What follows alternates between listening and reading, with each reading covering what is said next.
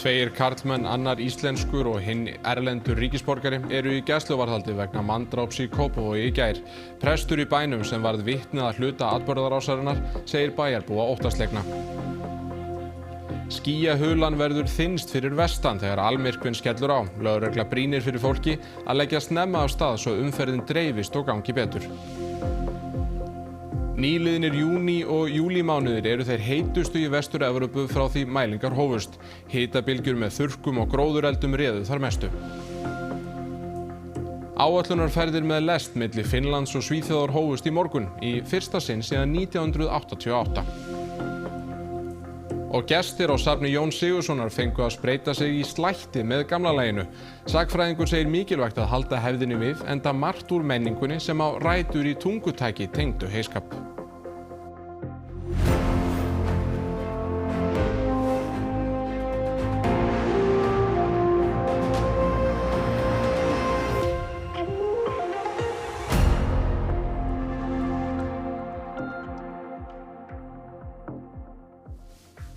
Gott kvöld.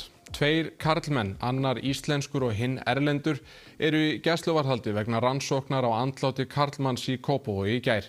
Prestur í bænum segir mörgum líða illa vegna þessa og hvetur fólk til að leita sér hjálpar. Karlmaðurinn seljast var erlendur ríkisborgari á 50-aldri og bjó í Vallargerði á Kársnesi.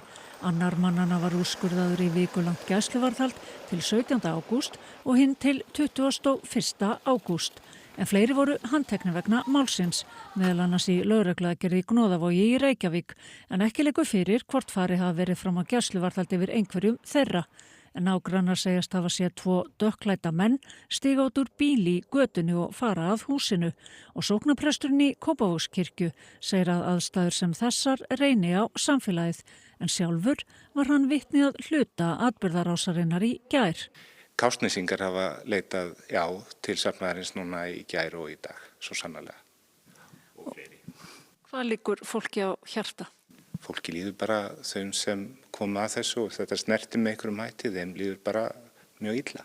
Sigurður segir mikilvægt að leita sér aðstoðar í aðstæðum sem þessum. Hvort sem það er í kirkjunni sinni eða til Rauða krossins eða þeirra samtaka sem sveita þessa hjálp. Þarna leikur grunur á að lögregla rannsakar voveilagt mannslát.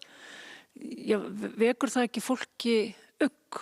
Jú, og ég tala nú bara út frá sjálfum mér, ég bý ekkert langt frá og ég var úti í garði í gær og var vitni að hluta þessu. Þannig að maður er auðvitað bara mjög skekkin og við erum það hér, jú, svo sannarlega og þess vegna er mjög áríðandi að við höldum vel utan hvort annað, hlúum að hvort öðru og sýnum hvort annað kærleika og virðingu. Lögregla veitir litlar upplýsingar gang mála og ýmsar sögusagnir hafa verið á kreiki, en Sigurður segir ekki hægt að segja til hvort að það geti aukið á mannlíðan fólks. Það er alltaf þessi vanrataði meðalvegur og það er, ég veit ekki annað en allir að reyna að gera sitt besta í þessum flóknu og vægast sagt mjög hræðilegu aðstæðum. Nú við þetta má bæta að Vísir greinir frá því að annar mannanna sem úrskurðaðir voru í gæsluvarðhald, sá íslenski, hafi kært úrskurðinn og segist eingöngu hafa verið bílstjóri. En förum þá í annað, það þýðir ekkert að bruna af stað í von og óvon að finna gati í skýjahulunni til að berja almyrkvann augum, segir yfirlögregluþjónn. Spár gera ráð fyrir skýjuðu veðri allstaðar á landinu á miðvikudag, en minnst skýjað verður við Breiðafjörð. Lægð nálgast nú landið og það þykknar upp sunnanvert seinnipartinn á morgun. Búast má við rigningu á höfuðborgarsvæðinu á miðvikudag þegar almyrkvinn skellur á. Þegar að skilin eru komin þetta langt inn á landa þá verður yfirleitt allskýjað á öllu landinu en það þýðir ekki það að sé ekki einhver göt einhvers staðar. Spár gera ráð fyrir að skýjahulan verði þynnst á norðanverðu Snæfellsnesi, á Breiðafirði og sunnanverðum Vestfjörðum. En það verður þungt yfir á suðvesturhorninu. Það er ekki að sjá að lágskýjabreiðan ætli neitt að gefa eftir hér.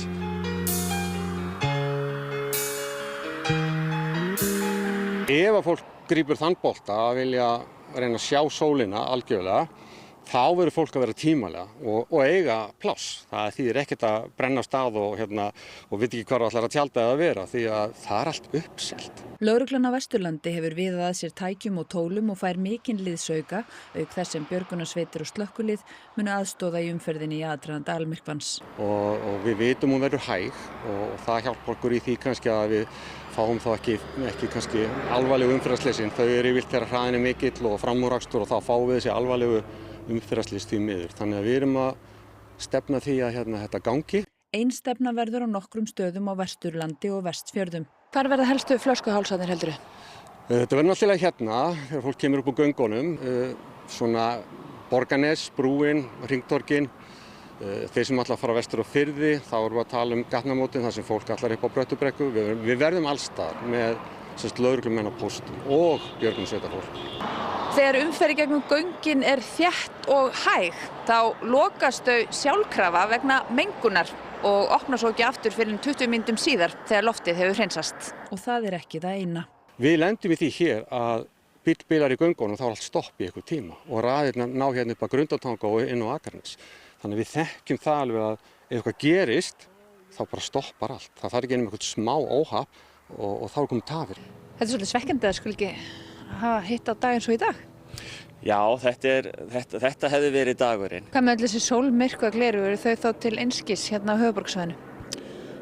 Þau verða kannski meira punt en hitt. Minjagripur. Minjagripur, já.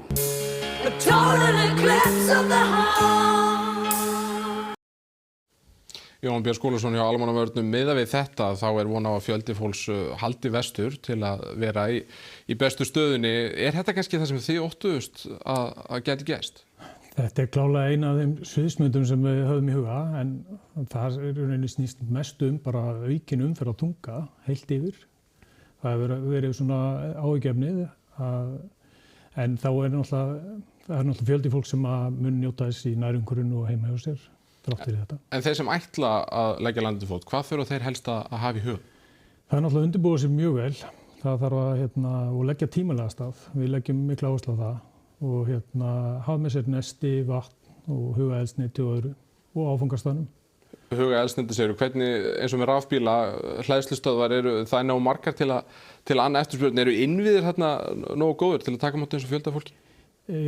Það er ekkert víst að það sé allstaðar hægt að ganga að þessu sem vísu eins með mat og drykk þannig að fólk þarf að gera virkilega ráðstafanir eða ætlar að ferðast.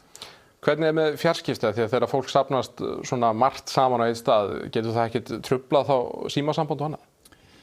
Það er á nokkrum stöðum búið að efla fjarskiptasambandið á Vestfjörðum sérstaklega og Vesturlandi þannig að það getur haft áhrif en ein af þeim ráðstöfunum sem búið er að gera er að neyðarsímtöl og njóta forgangs. Okay. Hvernig er með viðbúnað af ykkar hálfu? Þetta væntanlega kallar á ansi mikinn mannskap. Eru allar stöðvar mannaðar á miðvikudaginn?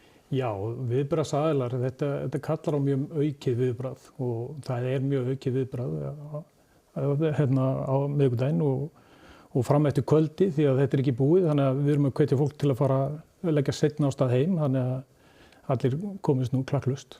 Jón Björn Skúlason hjá Almannavörnum, takk hérlega fyrir þetta. Við höfum ekki alveg sagt skilið við almyrkvann því fyrir vestan er fólki í óða önn að búa sig undir mikinn ferðamannastraum þangað og þar er Greta Sigríður Einarsdóttir. Greta, er verið að bæta mikið í viðbúnað fyrir vestan í ljósið þessari tíðinda? Já, heldur betur. Það er held að allir sem að komi að neyðarviðbragð einhvern hátt séu allavega svona aðeins að setjast í starttölunar og gera ráð fyrir að vera til taks ef á þarf að halda. Hjá mér er Arna Margrét sem er formaður svæðisstjórnar Landsbjargar. Hvernig eru þið að haga viðbragði? Við erum náttúrulega bara búin að vera að undirbúa okkur svona í svolítinn tíma og sjá hvaða mannskap við höfum og óska eftir viðbragði annars staðar frá. Og það er ekki bara björgunarsveitirnar, heldur eru fleiri stofnanir og félög sem að koma að þessu. Hverjir eru svona verða hérna? Lögreglan verður með viðbúnað líka og sjúkrabílarnir og slökkviliðið og það hingað vestur hefur komið fólk frá Rauða krossinum líka. Þið ætlið að funda eins í kvöldi það ekki? Hvað ætlið að taka fyrir?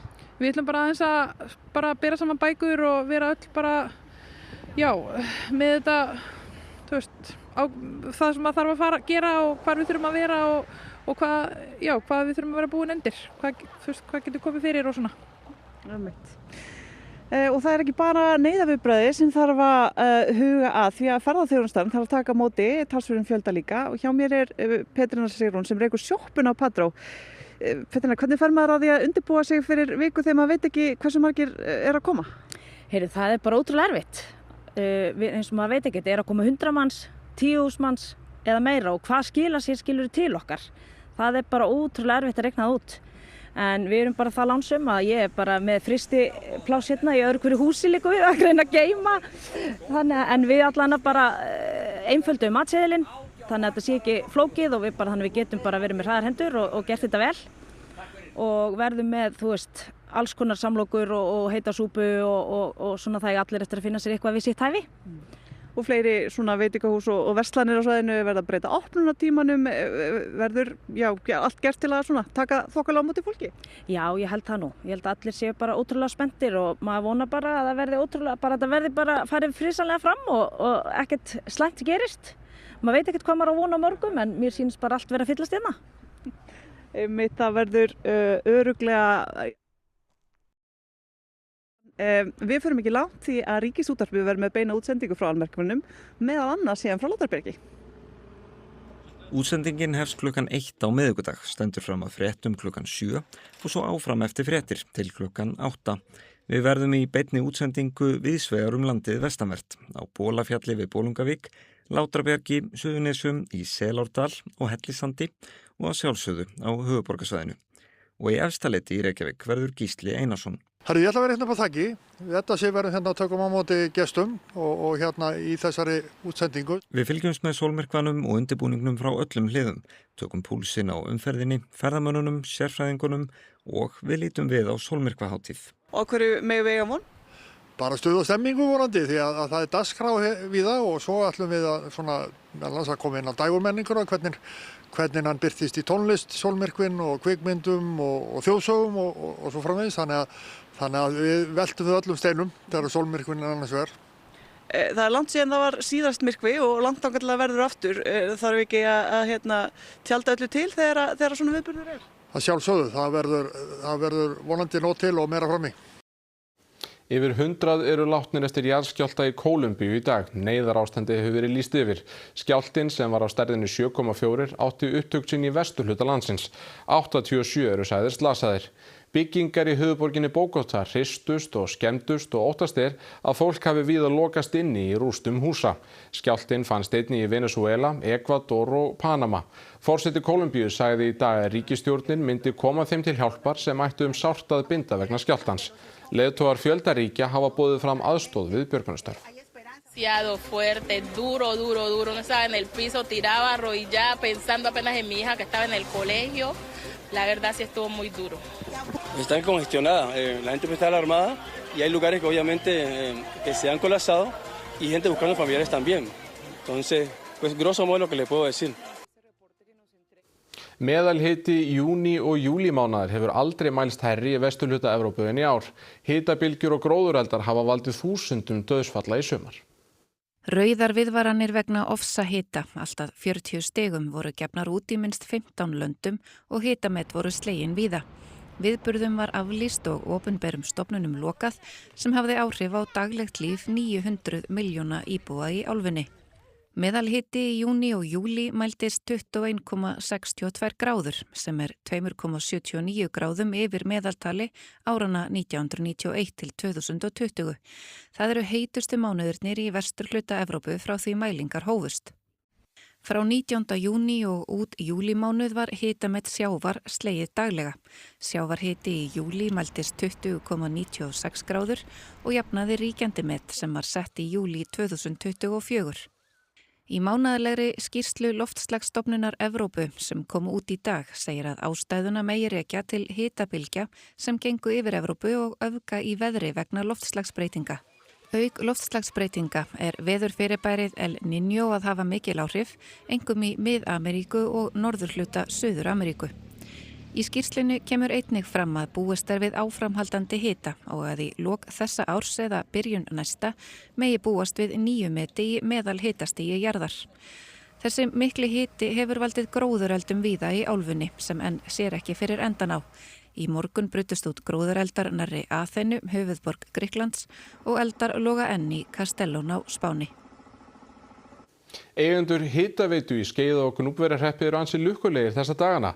Þar fannst mikið af heitu vatni í landi þar sem stór og mikil íbúð og frístundabyggð er að byggjast upp. Já, það er hér í Skeiða- og Gnúpverjahreppi sem hlutirnir gerast þegar heitt vatn er að ræða. Hér var að koma risa lottóvinningur.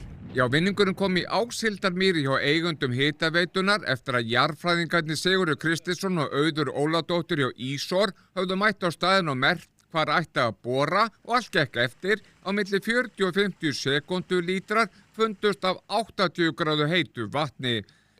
Og það var Jonni sem er með enganúmerið á bílnum sínum borari sem fann vatnið á bor frá ræktunarsambandi Flóa og Skeiða. Þetta er svona með betri borholum á svæðinu og ætli þetta verði ekki hola ársins. Og hvað ertu komið langt niður? Það er 792 metrar sem við fórum og vatnið er aðeins ofar, konni í gegnum vatnsstreymið og þetta gefur í dælingu og óhemju. Það næst ekkert upp úr henni það magn sem hægt var að ná í sko. Menn hafa ekki dælur til að ná því. Í Áshildarmýri er verið að byggja upp heilmikla íbúðabyggð og frístundabyggð og því er mikill fengur fyrir svæðið að fá allt þetta heita vatn. Þetta var alveg draumur að fá svona heitt vatn hérna upp og mikinn kraft. Allt upp undir 40 sekúndulítra. Þetta hefur þá þýðingu að það eru svona upp undir 300 lóðir hérna kringum okkur sem að byggja náttúrulega á svona afkomu að fá heitt vatn upp og geta boðið upp á heitt vatn til búsetu. Nú erum við bara komið með góða auðlind hérna fyrir svæðið. Við erum með, hugsa ég, vatn sem myndi duga fyrir heilt sveitafélag eins og Skeiða- og Gnúpverjahrepp. Ég held að við erum bara dottið hér í lukkupottin á svæðinu. Við erum bara þakklátt líka fyrir þessa jarðfræðingar sem að hjálpa okkur og bormennirnir allir sem voru hérna í 6 vikur að gera þetta kleift að við fengum þetta heita vatn. Takk fyrir. Aftur út í heim, 1 milljón manns hafa þurft að yfirgefa heimili sín í Suðaustur Asíu á flótta undan fellibylnum Dolphin. Úrhellisrigning hefur verið víða undanfarið. Í Tævan og Japan fór rafmagn af 50.000 heimilum og 6 slösuðust. Þá hafa miklar rigningar á Filippseyjum orsakað flóð og aurskriður sem hafa orðið 13 manns að bana. Í austurhluta Kína var 1 milljón íbúa gert að yfirgefa heimili sín í gærkvöld. Yfirvöld óttast að mikil úrkoma komi á stað flóðum og skriðuföllum.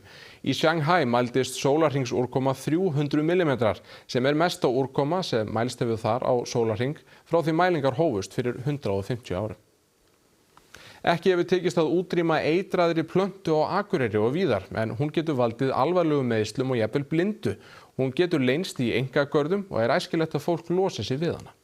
Við fyrstu sýn gætu þessar 2 plöntur virst svipaðar, enda af sömu ætt. Þetta er venjulega ætihvönn sem flestir kannast við, en þetta er risahvönn eða svokölluð bjarnarkló og það skiptir máli að þekkja munin, því bjarnarklóin getur reynst stór varasöm. Bjarnarkló var upphaflega flutt til Íslands sem garðplanta. Það hefur verið bannað að rækta og flytja hana inn frá árinu 2011 en skaðinn var skeður. Ef hún nær að blómstra þá dreifur hún sér mjög víða og þannig að það er mjög erfitt að eiga við hana, en megum ekki gefast upp. Ef safi úr bjarnarkló berst á húð og sólin skín á, getur það valdið slæmum bruna. Berist safinn í augu getur hann valdið stór skaða, jafnvel blindu. Ég hef séð tilfelli þar sem að vera alveg fárveikur maður í langan tíma eftir. Ætlaði að fara að hreinsa bjarnarklónuna og vissi ekki afleiðingarnar og fór bara úr á ofan og fór á klifti og var svo allur útstiftur eins og hann hefði lent bara nánast í eldsvoða. Bæjaryfirvöld berjast við bjarnarklóna í bæjarlandinu en hana er líka að finna á einkalóðum fólks sem hefur verið hvatt til að losa sig við hana. Þá er mikilvægt að vera vel búinn með hanska og grímur eða í það mesta glerugu og varast að safinn komist á bera húð. Til að hindra útbreiðslu eru blómsveigarnir klipptir af áður en þeir ná að mynda fræ. Við setjum okkur hlífar og byrjum að klippa. Ef fólk kemst ekki til að fjarlægja alla plöntuna þá þetta í það minnsta gott fram að því að það hægt að fjarlægja hana.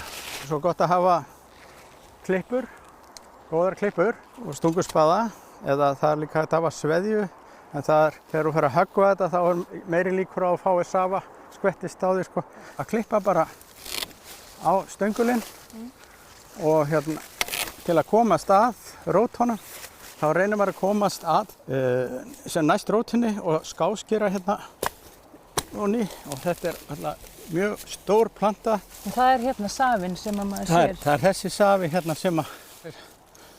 sem að brennir.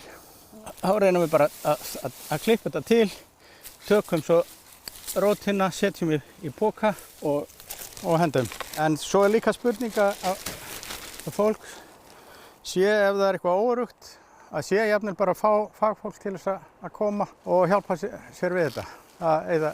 Þetta ekkert stórt verkefni en mikilvægt finnst mér. Flott í okkur. Yfir í annað. Nú hægt að ferðast með lest milli Finnlands og Svíþjóðar í fyrsta sinn í 34 ár. Fyrstu farþegarnir komu með lestinni til Haparanda í Svíþjóð snemma í morgun, en ferðin milli Oulu í Finnlandi og Haparanda tekur 1,5 klukkustund. Reglulegar lestarsamgöngur voru milli landanna fram til 1988, en þá voru þær lagðar niður vegna úreltra lestarvagna. Lestarsamgöngur voru stopular eftir það og frá 1992 gekk engin farþegarlest milli landanna. Breidd lestarteina í löndunum ekki sú sama og það hefur tafið fyrir því að lestarsamgöngum væri komið á að nýju. Með því að rafvæða hluta lestarkerfisins í Finnlandi var síðustu hindruninni rutt úr vegi árið 2021. Ihan mahtavaa, mutta tietenkin juna tuli hieman viivästys. No täällä on vähän jännityksellä odotettu. Mutta aivan mahtavaa, siis tää on kyllä semmoinen historiallinen tapaus nyt kyllä, että tästä kannattaa ottaa kaikki ilo irti. Siis näinä maailman aikoina, että me päästään avaamaan henkilöliikenne yli rajan ja parhaiten kumppanimaiden kanssa siis niin kuin miettii tätä kokonaisuutta. Þetta eru tímamót fyrir Finna sem fá með þessu varanlega lestartengingu yfir til Evrópu, meðal annars milli Helsinki og meginlands Evrópu. Jos pääsee niin Interrail-passilla niin sitten pystyy mennä sen kautta, Haaparannan kautta sitten taas Eurooppaan, niin se on tosi hyvä mahdollisuus. Joo, kyllä varsinkin jos täältä Pohjois-Suomesta lähtee sitten Eurooppaan päin, niin ehdottomasti helpottaa. Sagnfræðingar frá Árbæjarsafni sýndu réttu handtökin í hefðbundnum heyskap á Hrafnseyri helgina. Sagnfræðiprófessor segir margt úr íslenskri menningu koma úr heyskapnum. Ef þú stendur hér og reyna að slá þannig að farið þangað. Já, hérna svona. Já, komdu það. Hér eru heyjannir á Hrafnseyri hábjargræðistíman og bændur og búalið gera sitt besta til þess að ná góðum degi í þessari brakandi blíðu. Á safni Jón Sigurðssonar á Hrafnseyri við Arnarfjörð bauðst gestum að spreyta sig á orfi og ljá. Það svo margt í okkar máli og menningu sem við getum rakið til þess að slá með orfi og ljá. Að það vanti herslumuninn, það vegna þess að herða þurfti ljáinn. Tögl og haldir nýtust við að binda baggann og svo auðvitað eru það þeir sem binda ekki bagga sína sömu hnútum og samferðamennirnir. Í ferðalokum Jónasar, fallegasta ástarkvæði allra tíma, þar sem segir blað skilur bakka og egg, það héðan komið. Hvað segirðu, hvernig gerum maður þetta svo? Já, þetta svona hnífurinn, ljárinn, hann þarf eiginlega bara að liggja við jörðina. Svo erum við með handfangið sem nefnist orf. Hvað ertu lengi að klára túnið hérna? Já, ég hugsa að það taki mig nú svolítinn tíma en þessi gömlu sláttuminn hérna áður fyrr. Þeir gátu slegið svona 3000 fermetra á dag. Eftir sláttinn þarf að raka heyið og snúa því. Það tekur 2-3 daga að ná heyinu það þurru að megi setja það í hlöðu. Nú ég að hvetja ljáinn því að ég að fara að leggja hann frá mér núna. Það var það gömul þjóðtrú. Ef þú skilur við óbrýndan ljá, þá komið skrattinn og skít í eggina. Þá bitið farið. Menn hófu slátt venjulega miðjan júlí, alltaf á laugardegi, því að fyrsta daginn þá færðu mikinn sting hérna í síðuna. og þá var gott að hvíla sig á sunnudegi. Það verður slegið hérna á Hrafnseyri fram eftir degi og svo sjáum við til hvernig síðuvöðvarnir verða í fyrramálið. Umræðuþátturinn Silfrið snýr aftur eftir sumarfrí í kvöld og Bergsteinn Sigurðsson, þú ætlar að koma að beint að efninu, ekki satt? Jú, það verða pólitískar heyjanir, getum við sagt, því formenn þeirra 6 stjórnmálaflokkar sem eiga fulltrúa á Alþingi ætla að koma til okkar á eftir og umræðuefnið er að sjálfsögðu komandi þjóðaratkvæðagreiðsla aðildarviðræður við ESB eftir tæpar 3 vikur. Og ég held að sé ótt að segja að það má búast við líflegri umræðu hér rétt á eftir. Búist ekki við neinu öðru. Takk fyrir þetta, Bergsteinn. Kíkjum þá á veðurspána. Hægt vaxandi austanátt og þykknar upp á morgun, fyrst sunnan til, austan 8 til 15 metrar á sekúndu síðst og súld eða rigning annað kvöld, en áfram hægbreytileg átt og léttskíða fyrir norðan, hiti víða á bilinu 12 til 20 stig og hlýjast norðanvert landið. Nánar veðrið eftir íþróttafréttir. Hilmar Örn Jónsson sleggjukastari kastaði sig inn í úrslit á Evrópumeistaramótinu í frjálsíþróttum í morgun. 3 aðrir Íslendingar kepptu í dag og í kvöld. Evrópumeistaramótið í sundi hófst líka í París í dag og þar átti Ísland 8 keppendur. Enginn komst þó áfram í undanúrslit. F-háingar komu sér úr fallsæti í bestu deild karla í gærkvöld með sigri á KA. Fram og KR geta þá sett pressu á topplið Víkings með sigri í kvöld. Förum yfir þetta allt saman í íþróttafréttum hér rétt á eftir. Rifjum þá upp helstu fréttir. 2 karlmenn, annar íslenskur og hinn erlendur ríkisborgari eru í gæsluvarðhaldi vegna manndráps í Kópavogi í gær. Prestur í bænum sem varð vitni að hluta atburðarásarinnar segir bæjarbúa óttaslegna. Skýjahulan verður þynnst fyrir vestan þegar almyrkvinn skellur á. Lögregla brýnir fyrir fólki að leggja snemma af stað svo umferðin dreifist og gangi betur. Nýliðnir júní og júlímánuðir eru þeir heitustu í Vestur-Evrópu frá því mælingar hófust. Hitabylgjur með þurrkum og gróðureldum réðu þar mestu. Áætlunarferðir með lest milli Finnlands og Svíþjóðar hófust í morgun, í fyrsta sinn síðan 1988. Þessi fréttatími er á enda og komið að íþróttum, veðri og silfri. Fylgið okkur endilega á samfélagsmiðlum undir notendanafninu RÚV Fréttir. Þar má oft finna efni sem ekki birtist annars staðar. Takk annars fyrir samfylgdina og verið sæl.